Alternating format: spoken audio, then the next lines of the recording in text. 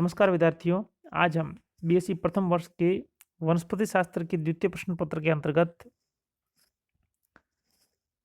कवकों के सामान्य लक्षणों के बारे में विस्तार से अध्ययन करेंगे।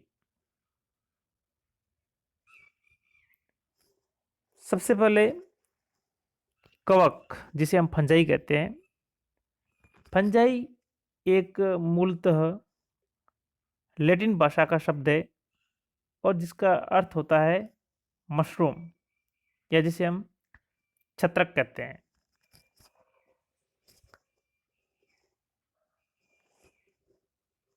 और विज्ञान की वह शाखा जिसके अंतर्गत इन मशरूम या छत्रकनुमा प्रजातियों का अध्ययन किया जाता है, उसे हम माइकोलॉजी अर्थात कवक विज्ञान कहते हैं। अगर हम अन्य शब्दों में कहना चाहें तो माइकोलॉजी का मतलब ये होता है कि वनस्पति शास्त्र की वह शाखा जिसके अंतर्गत विभिन्न कवकों की संरचना, उनकी फिजियोलॉजी अर्थात कार्य की एवं जनन संबंधी विभिन्न पहलुओं का अध्ययन किया जाता है, उसे हम माइकोलॉजी अर्थात कवक विज्ञान कहते हैं। यहाँ जो ये माइकोलॉजी वर्ड है, ये दो शब्दों से मिलकर के बना है, माइकोस प्लस लोगोस। माइकोस से हमारा तात्पर्य है मशरूम, ठीक है, और लोगोस का मतलब है टू स्टडी अर्थात मशरूम का अध्ययन करना, इसे हम माइकोलॉजी कहते हैं। माइकोलॉजिस्ट वह वैज्ञानिक जो कि इस माइकोलॉजी के क्षेत्र में अपना कार्य करते हैं, उन्हें हम माइकोलॉजिस्ट या कवक विज्ञानी कहते हैं। इन कवकों को हरित लवक रहित थैलोपाइट्स भी कहते हैं। आधुनिक कवक विज्ञान का जनक एंटोन डी बेरी को कहा जाता है।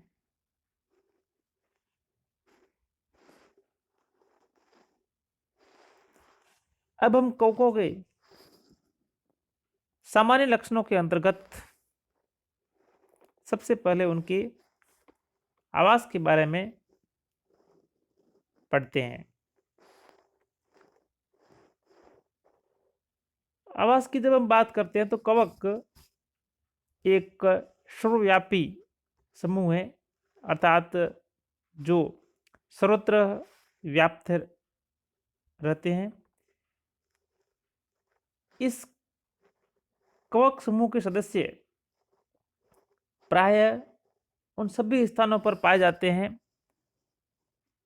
जहां पर जीवित या मृत कार्बनिक पदार्थ एवं नमी उपस्थित रहती है, या फिर हम ऐसे कहें कि जहां कहीं पर भी जीवन का अस्तित्व होने की संभावना होती है, वहां आपको कवक प्रजातियां देखने को मिल सकती है। अब हम आवास स्थल की बात करते हैं तो आवास स्थल के आधार पर इन कवकों को मुख्यतः दो प्रकार में बांटा गया है। पहला है जलीय कवक, दूसरा है स्थलीय कवक। अब हम जलीय कवक के अंतर्गत जब देखते हैं तो जलीय कवक के अंतर्गत आप देखेंगे तो अनेक कवक सदस्य जो कि विभिन्न प्रकार के जलीय आवासों जैसे fresh water bodies, marine water या फिर अन्य प्रकार के वो जो भी जलीय आवास होते हैं उनके अंतर्गत ये कवक प्रजातियां पाई जाती है। जलीय आवास के अंतर्गत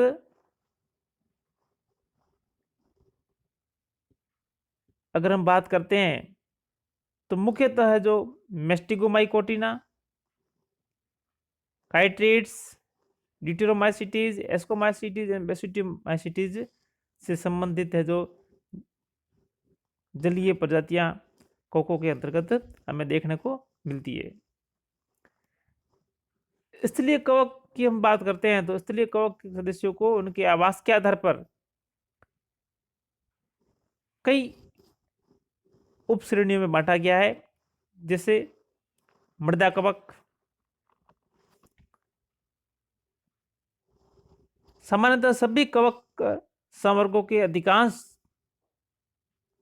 सदस्य मृतोपजीवी, सहजीवी, परजीवी आदि के रूप में मृदा के अंदर जीवन व्यापन करते हैं, और मृदा के अंदर जीवन व्यापन करने वाले कवकों को हम सोइल इनहेबिटेंट या मृदा आवासी कवक कहते हैं। दूसरा है वो है सहजीवी कवक। सहजीवी कवक का मतलब है जब कवक किसी अन्य पादप समूह के साथ में एक संगठन के रूप में ग्रोथ करते हैं तो इसे हम सहजीवी कवक कहते हैं। तो सहजीवी कवक के रूप में हमें जो प्रकृति के अंदर उदाहरण देखने को मिलते हैं उसके अंतर्गत आप देखेंगे कि लाइकेंस। तो लाइकेंस एक नया पादप संगठन है जिसके अंतर्गत शैवाल व कवक दोनों मिलकर के एक नए एसोसिएशन का निर्माण करते हैं, और इस एसोसिएशन अर्थात संगठन को हम है जो लाइकेंस के नाम से जानते हैं। तो लाइकेंस क्या है? एक सहजीवी संगठन है। और इसी तरह से सहजीवी कवक के रूप में दूसरा हमें जो संगठन देखने को मिलता है वो है आपका कवक मूल या माइकोराइजा। इसके अंतर्गत क्या होता है कि उच्च वर्ग के जो पादप होते हैं उनकी जड़ों के साथ में कुछ बेसिडियमाइसिटीज वर्ग आदि के सदस्य कवक जाल के रूप में इन जड़ों के साथ में पाए जाते हैं, और ये कवक सदस्य उस उच्च वर्गीय पादप को भूमि से जल एवं खनिज लवणों के अवशोषण में सहायता करते हैं। बदले में वे पादप इन कवकों को पोषण और आवास प्रदान करते हैं। तीसरी जो कैटेगरी है स्थलीय कवकों के अंतर्गत परजीवी कवक। जैसा कि नाम से विदित है कि ये जो कवक है ये परजीवी के रूप में अपना जीवन व्यापन करते हैं, अर्थात इन्हें एक परपोषी की आवश्यकता होती है। इन परजीवी कवकों के अंतर्गत अनेक प्रकार की प्रजातियां पौधों, प्राणियों एवं मनुष्यों पर परजीवी के रूप में पाई जाती है और उनके अंतर्गत विभिन्न प्रकार के रोग उत्पन्न करती है। अंगमारी, कीट रोग, कंड रोग एवं आसिता नामक पादप रोगों के बारे में आपने इससे पहले अपने पूर्व की क्लासों में सीनियर के अंतर्गत पढ़ा होगा। तो ये तमाम प्रकार की जो बीमारियां हैं, पादप रोग है, ये है जो इन कवकों के द्वारा ही फैलाए जाते हैं।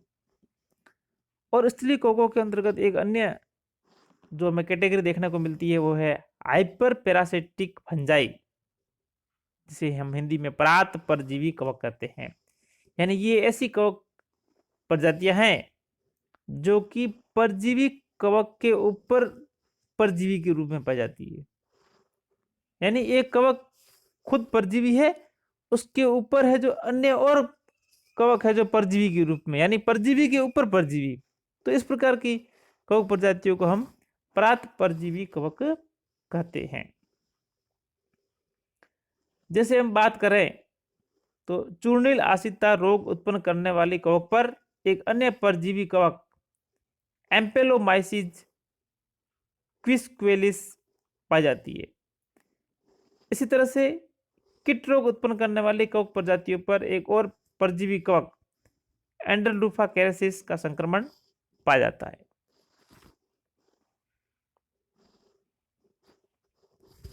अब हम बात करते हैं कि जो ये कवक होते हैं, और हमने ये भी कहा कि ये है जो हरित लवक रहित थैलोफाइट्स होते हैं, तो इनका जो थैलस होता है उसका संगठन किस प्रकार से होता है। इस थैलस संगठन की हम बात करते हैं तो कोको के अंतर्गत हमें विभिन्न प्रकार के थैलस देखने को मिलते हैं। इसके अंतर्गत पहला है एक कोशिकीय थैलस, यानी इस प्रकार के कोको के अंतर्गत उनका जो थैलस होता है सिर्फ एकल कोशिकीय होता है, यानी एक सिंगल सेल पूर्ण थैलस का प्रतिनिधित्व करती है। एक सिंगल सेल जीवन व्यापन के लिए आवश्यक समस्त जैविक क्रियाओं को संपन्न करने में सक्षम होती है।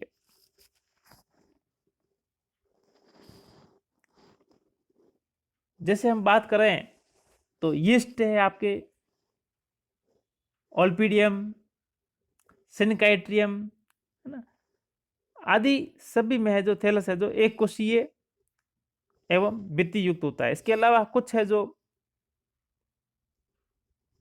सदस्य हमें जैसे जिसे हम स्लाइम बोर्ड्स कहते हैं, अवंपक कवक, उनके अंतर्गत पादप शरीर जो उनका जो थैलस होता है वह ज्यूद्रियक या प्लाज्मोडियम के रूप में पाया जाता है, क्योंकि इन सदस्यों के अंतर्गत अर्थात स्लाइम मोड्स के अंतर्गत कोशिका भित्ति का है जो अभाव पाया जाता है।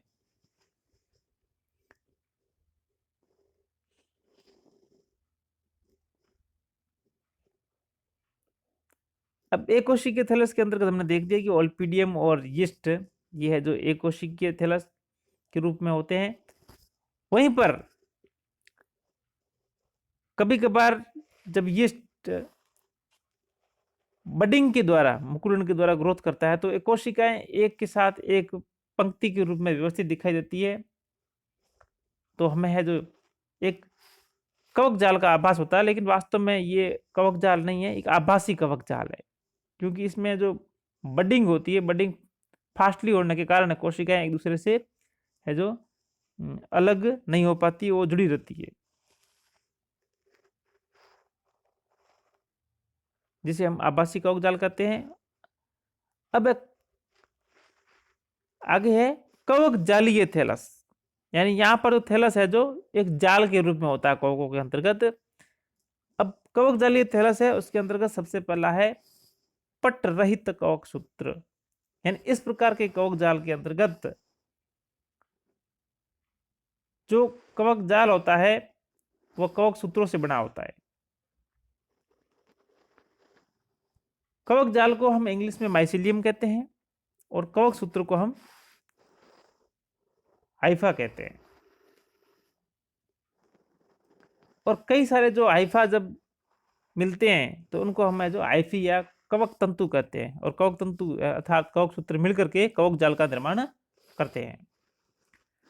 तो ये जो कवक सूत्र होते हैं या कवक तंतु होते हैं, ये है जो कई प्रकार के होते हैं। इसके अंदर सबसे पहला पट रहित कवक सूत्र, यानी इस प्रकार के जो कवक सूत्र होते हैं वो मुख्यतः हमें है जो लोअर फंजाई ग्रुप अर्थात फाइकोमाइसिटीज सदस्यों में देखने को मिलते हैं। यहां पर आप देखोगे तो इन कवक तंतुओं के अंतर्गत अनुप्रस्थ पट है जो अनुपस्थित होते हैं। अनुप्रस्थ पट से हमारा तात्पर्य है कि इसके अंतर्गत आपको है जो इस तरह से तंतु के बीच में आपको पट देखने को नहीं मिलते हैं, जिसके फलस्वरूप क्या होता है, पट नहीं होने से कि संपूर्ण कोशिका में कोशिका द्रव्य में असंख्य हमें केंद्रक देखने को मिलते हैं। और जब एक कोशिका में सारे कोशिकांग और कोशिका द्रव्य और केंद्रक सब है जो एक ही प्रकोष्ठ के अंतर्गत हमें दिखाई देता है, और सभी है जो इजीली मूवमेंट कर सकते हैं इधर से उधर। तो इस प्रकार की संरचना को हम बोलते हैं, जाल संरचना को बोलते हैं, या कवक तंतु को हम क्या बोलते हैं, संकोशिकी अवस्था, जिसे हम सिनोसिटिक कंडीशन भी कहते हैं। और ये जो संरचना है, और इस प्रकार की कवक जाल संरचना में शैवालों के वर्ग जेंथोफाइसी के सदस्य वाउचुरिया के थैलस के समान दिखाई देती है। तो इस कारण इस वर्ग के सदस्यों को शैवालीय कवक के नाम से भी जाना जाता है। अर्थात फाइकोमाइसीटीज के जो सदस्य है उनकी कवक जालीय संरचना शैवालीय वर्ग जेंथोफाइसी के सदस्य वाउचुरिया के समान होने के कारण है जो शैवालीय कवक भी कहते हैं। लेकिन इन कवकों में जनन के समय जनन संरचनाओं के आधारी भाग पर पट्ट का निर्माण पाया जाता है, अर्थात हमें पट्ट निर्माण देखने को मिलता है। और इसके अंतर्गत उदाहरण के रूप में देखें, इसके अतिरिक्त एलोमाइसिस में भी हमें आभासी पट्ट देखने को मिलते हैं। फिर है पट्ट युक्त कवक सूत्र। अब पट्ट युक्त कवक सूत्र यानी यहाँ पर जो कवक सूत्र है, कवक जाल की जो इकाई है कवक सूत्र, उसके अंतर्गत हमें पट्ट देखने को मिलते हैं। अब पट्ट किस प्रकार का है? पट्ट की प्रकृति के आधार पर पट्ट युक्त कवक सूत्र कई प्रकार के होते हैं। उसके अंतर्गत सबसे पहला है ठोस पट्ट, यानी कवक सूत्र के अंतर्गत जो हमें अनुप्रस्थ पट्ट देखने को मिलता है वो एकदम ठोस होता है, जैसा कि आप यहां पर देख रहे हैं। तो फाइकोमाइसीटीज संवर्ग के सदस्यों की जनन अवस्थाओं में जनन के समय, क्योंकि जानते हैं कि फाइकोमाइसीटीज वर्ग के सदस्यों में कवक तंतुओं के अंतर्गत हमें पट्ट देखने को नहीं मिलते, क्योंकि उसमें संकोशिकी अवस्था होती है। लेकिन जनन के समय जब जनन संरचनाएं बनती है, उनके आधारी भाग पर जो पट्ट बनते हैं वो है जो एक प्रकार वो जो ठोस पट्ट होते हैं, यानी उनका है जो पीछे वाली जो मेन आधारी कोशिका है उनके साथ में है जो केंद्रक और अन्य कोशिकाओं का आदान प्रदान नहीं हो पाता है। उदाहरण के रूप में बात करें, इस प्रकार के ठोस पट्ट में है जो स्क्लेरोस्पोरा आदि में देखने को मिलते हैं। वहीं आपके अब दूसरा है छिद्रिल पट्ट। छिद्रिल पट्ट का मतलब पट्ट पाया जाता है, पट्ट के बीच में हमें छिद्र देखने को मिलते हैं। और इस प्रकार की जो पट्टी संरचना है वो हमें जो सामान्यतः एस्कोमाइसीटीज के सदस्यों के कवक तंतु में देखने को मिलती है। और यहाँ पर आप देखेंगे तो दो कोशिकाओं के बीच उपस्थित विभाजन भित्ति में आपको अनेक छिद्र देखने को मिल सकते हैं, या एक छिद्र देखने को मिल सकता है। और ये सरल प्रकार के होते हैं जिसके द्वारा एक कोशिका से दूसरी कोशिका में कोशिका द्रव्य, केंद्र के अन्य कोशिकीय उपांगों का आदान प्रदान होता है।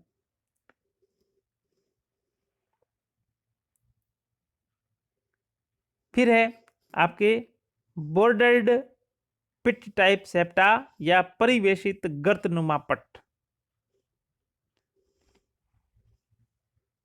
इस प्रकार के पट्ट के अंतर्गत हम देखते हैं कि कवक तंतु की विभाजन भित्ति में उपस्थित ये छिद्र विभाजन भित्ति के द्विशाखी किनारों द्वारा ढका रहता है, यानी ये जो द्विशाखी किनारा है इसके द्वारा जो ये पट्ट ढका रहता है।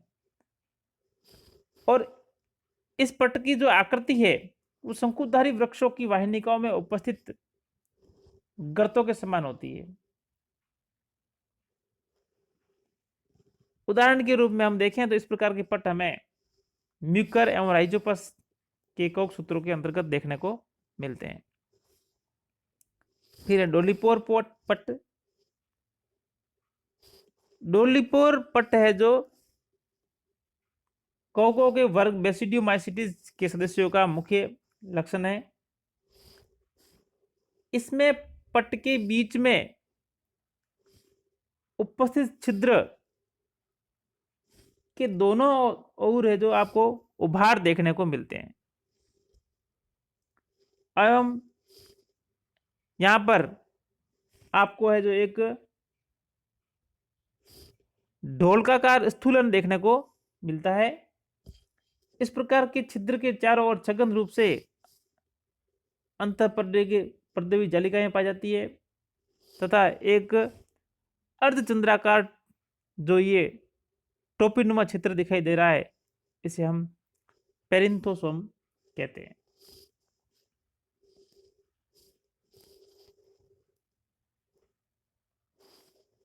अब है कोको के कुछ अन्य लक्षणों के बारे में हम जब बात करते हैं तो उसके अंतर्गत है द्विरूपता।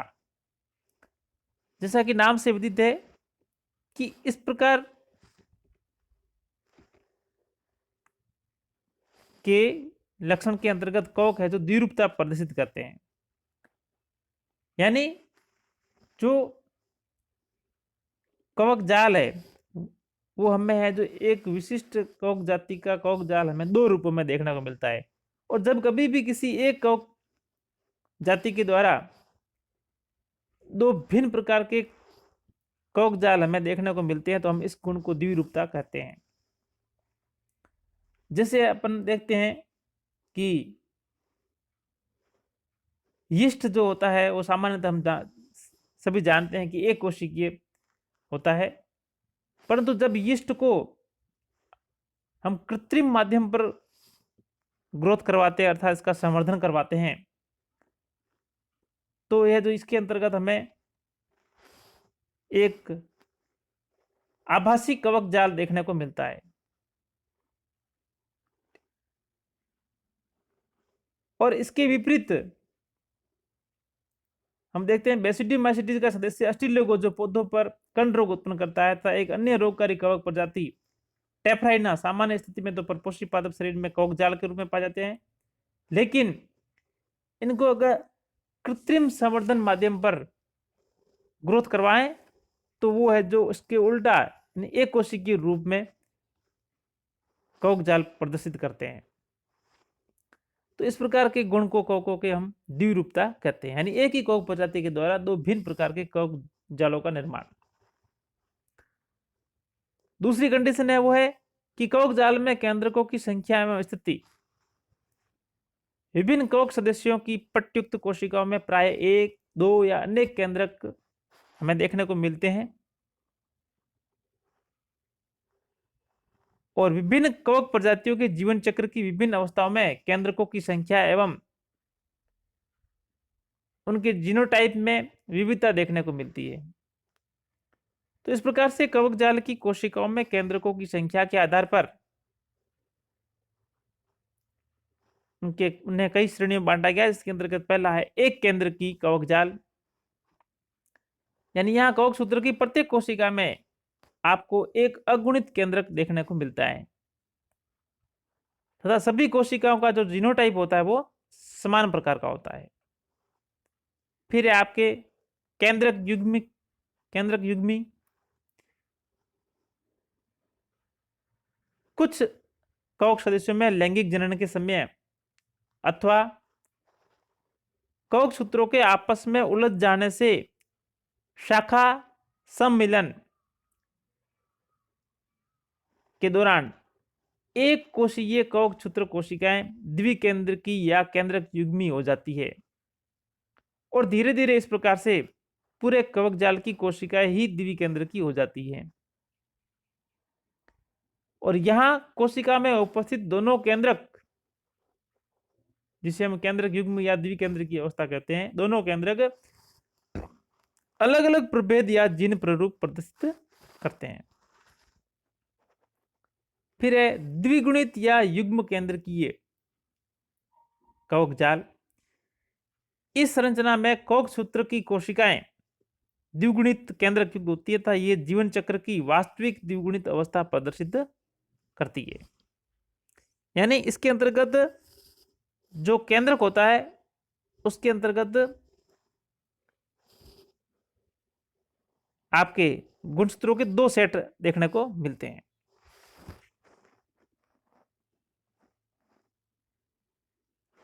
फिर है आपके समकेंद्रीय बहुकेंद्र की अवस्था। कुछ कवक प्रजातियां जैसे एस्परजिलस है कि प्रत्येक कोशिका में एक समान तथा एक ही जीनोटाइप वाले आपको अनेक केंद्रक देखने को मिलते हैं। और इस प्रकार के जो कवक जाल होता है उनका विकास एक ही बीजाणु के अंकुरण से होता है। नेक्स्ट है विषम केंद्रीय बहुकेंद्र की अवस्था। इस प्रकार के कवक जाल में कवक सूत्र की कोशिकाओं में उत्परिवर्तन के परिणाम स्वरूप अलग अलग जीन प्रारूप के अनेक केंद्रक देखने को मिलते हैं, जिसके फलस्वरूप